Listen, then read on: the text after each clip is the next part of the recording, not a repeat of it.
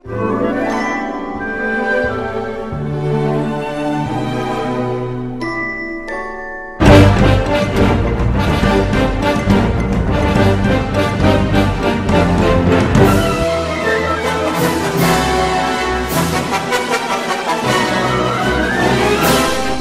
হলো তলাশ।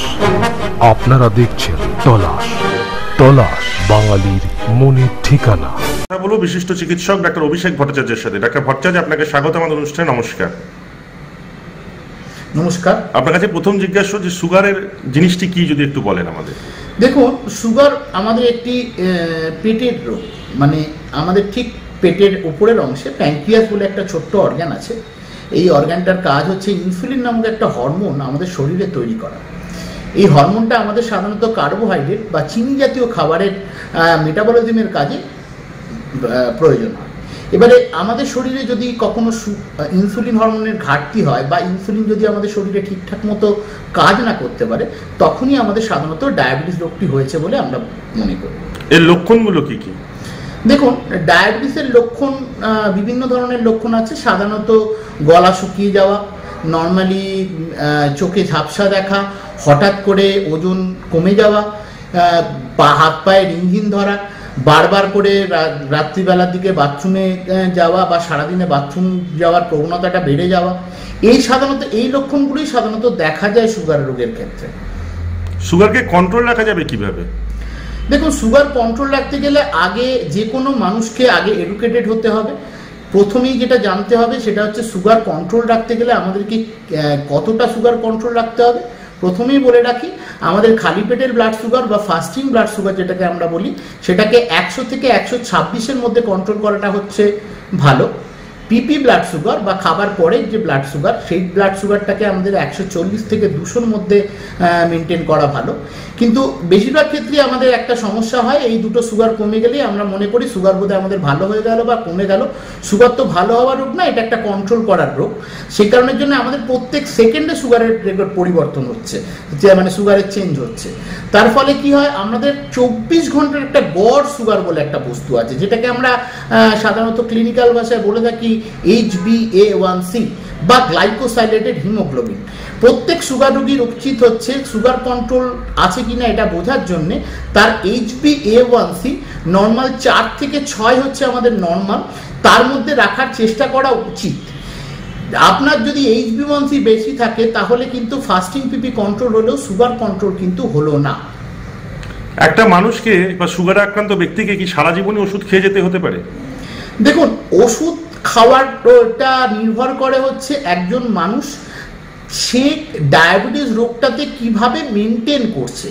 এখানে ওষুধ খাওয়াটা তখনই যখন আমরা ঠিকঠাক মতো করে নিজেদেরকে ধরুন একটা মানুষের প্রথম অবস্থায় সুগার ধরা পড়েছে, সেই মানুষ যদি চান যে তার জীবনযাত্রাকে নিয়ন্ত্রণ করে তিনি অনেক দিন পর্যন্ত জীবনযাত্রা নিয়ন্ত্রণ করে চলতে পারেন।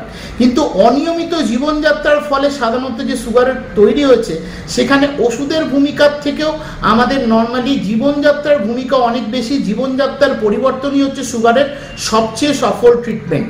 ওষুধ আমাদের দিয়ে রাখতে হয়, তার কারণ আমরা মানুষরা সাধারণত চেষ্টা করি যে মানে আমরা জীবনযাত্রা জায়গাটাকে খুব একটা মেনটেন করতে পারি না বা মেনটেন করতে চাই না, বা মেনটেন করার সময় আমরা যেটা বুঝি সেটা হচ্ছে আজকে এটা খাবো না, কালকে ওটা খাবো না, পরশু সেটা খাবো না। এই একটা ধারণা রয়েছে যে আলু খাবো না, মিষ্টি খাবো না, মাটির তলে যদি, এই ধারণা পরিবর্তন করার সময় চলে এসছে। আমাদেরকে ওষুধ যদি কম খেতে হয় তাহলে আমাদের আগে নিজেদের ডায়েট এবং এক্সারসাইজ এই ব্যাপারটাতে সতর্ক থাকতে হবে। যদি আমরা এই ব্যাপারটাতে সতর্ক হই তাহলে বেশিরভাগ ক্ষেত্রেই আমরা অনেক সময় প্রাথমিক অবস্থাতে ওষুধ কিছুদিন না খেয়েও চলতে পারি। একটু যেটা খুব জানতে ইচ্ছা করছে, আজকাল শিশুরাও সুগারে আক্রান্ত হচ্ছে, এই ব্যাপারে কি বলবেন? দেখুন, শিশুদের সুগারে আক্রান্ত হওয়ার তো আজকে থেকে নয়, এটা আগে থেকেও ছিল। সাধারণত এটা বলতে গেলে আমাদেরকে একটা জিনিস বলতে হবে যে ডায়াবেটিসের সাধারণত আমাদের দু ধরনের ডায়াবেটিস আমরা দেখতে পাই। একটাকে আমরা বলি টাইপ 2 ডায়াবেটিস, একটাকে বলি টাইপ 1 ডায়াবেটিস। সাধারণত আমাদের নর্মালি ধরুন যারা টেস্ট করার আগে কোনো বাচ্চা যখন আমাদের কাছে আসে তখন আমরা ধরি টাইপ 1 ডায়াবেটিস হয়েছে কিনা। তবে এখন বাচ্চাদের মধ্যে টাইপ 2 ডায়াবেটিস হওয়ার প্রবণতাটাও বেশি। এর কারণ আমাদের দেশে সবচেয়ে বেশি কার্বোহাইড্রেট বা চিনি জাতীয় খাবার কি সেগুলো মানে চাল গম থেকে তৈরি খাবারগুলো খাওয়ার প্রবণতাটা একটু বেশি। ফলে যে বাচ্চা ধরুন ছোটবেলা থেকে ভাত, রুটি, মুড়ি, চিড়ে, নর্মালি খই, তারপরে বিস্কুট, তারপরে বিভিন্ন ধরনের মিষ্টি জাতীয় খাবার, ময়দা থেকে তৈরি খাবার প্রবণতা বেশি, তাদের ক্ষেত্রে সাধারণত টাইপ 2 ডায়াবেটিস হওয়ার একটা প্রবণতা বর্তমানের কালে আমরা দেখতে পাচ্ছি। তবে বেশিরভাগ ক্ষেত্রেই বাচ্চাদের ক্ষেত্রে টাইপ 1 ডায়াবেটিস বা যেখান থেকে ইনসুলিন ক্ষরণ হয় না, যে ডায়াবেটিসে মানে প্যানক্রিয়াস থেকে ইনসুলিন ক্ষরণ না হওয়ার ফলে যে ডায়াবেটিস হয় সেটা বাচ্চাদের ক্ষেত্রে বেশি দেখা যায়। ডাক্তার, যেটা খুব জানতে ইচ্ছে করছে, যারা সুগারে আক্রান্ত তারা কিভাবে সাবধানতা অবলম্বন করবেন? দেখুন, সাবধানতা অবলম্বন করতে গেলে আপনাকে নিজের জীবনযাত্রা সম্পর্কে একটু সচেতন হতে হবে। আমি খুব ছোট্টভাবে একটা রুটিন বলে দিচ্ছি। যদি এই রুটিনটা কোনো মানুষ যদি মেনটেন করতে পারে তাহলে 80% ক্ষেত্রেই কিন্তু সুগার কন্ট্রোলের জন্যে তাকে খুব বেশি চিন্তা করতে হবে না। ধরুন একজন লোক 5টার সময় ঘুম থেকে উঠে তার উচিত হচ্ছে 600 ml জল খাওয়া।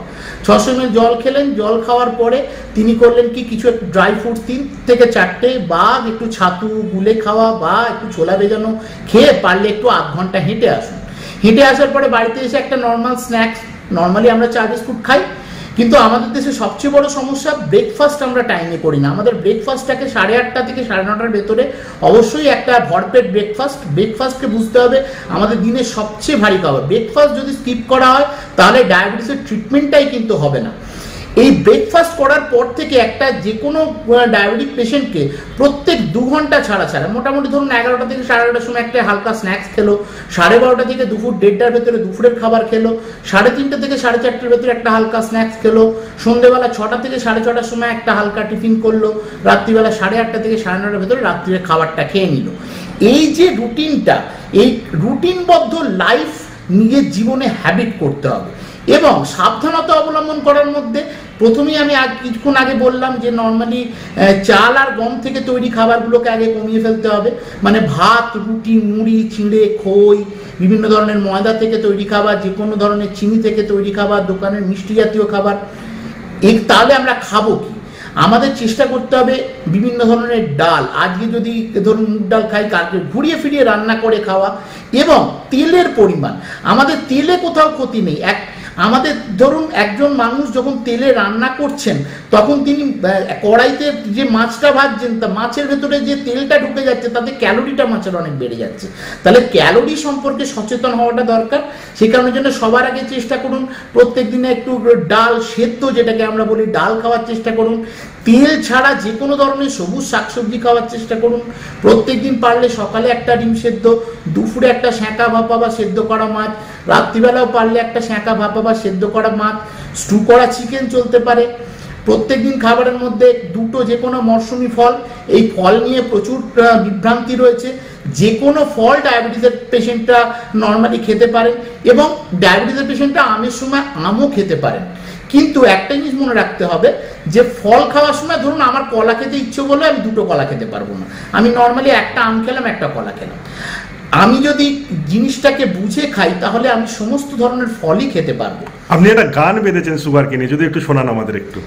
দেখুন, গানটা ব্যাপারে একটা কথা বলার, এটা আমার এক পেশেন্ট, তার সুগারের যে সমস্যাগুলো হচ্ছিল সেই সমস্যাগুলো সে আমাকে গানে গানে বুঝিয়েছিল। কিরকম গানটা একটু বলি। সুগার রোগে মরছি দাদা, করবো এখন কি, রাত বিরেতে পায়ের জ্বালা, টয়লেটে কাটাই সারা বেলা, চোখটায় আমার ঝাপসা লাগে, গলা শুকিয়ে কাঠ, খাবার সময় খাচ্ছি আমি রাহুর মতো ভাত রে দাদা, রাহুর মতো ভাত, মিষ্টি খেলে গালির বহর, ভাতের বদল রুটি, অখাদ্য সব তেতোর পাচন, সকাল হলেই ছুটি, ছুটতে ছুটতে গা ঘেমে যায়, ঘামেও আমার মন, ছুটতে ছুটতে গা ঘেমে যায়, ঘামেও আমার মন, সত্যি বলছি দাদাই আমার, সুগার রোগটি বড়ই অলক্ষণ রে দাদা, রোগটি বড়ই অলক্ষণ। ভীষণ ভালো লাগলো আপনার সাথে কথা বলে। পরবর্তী অধ্যায়ে আমরা আপনার কাছ থেকে আরো কিছু জানবো। নমস্কার।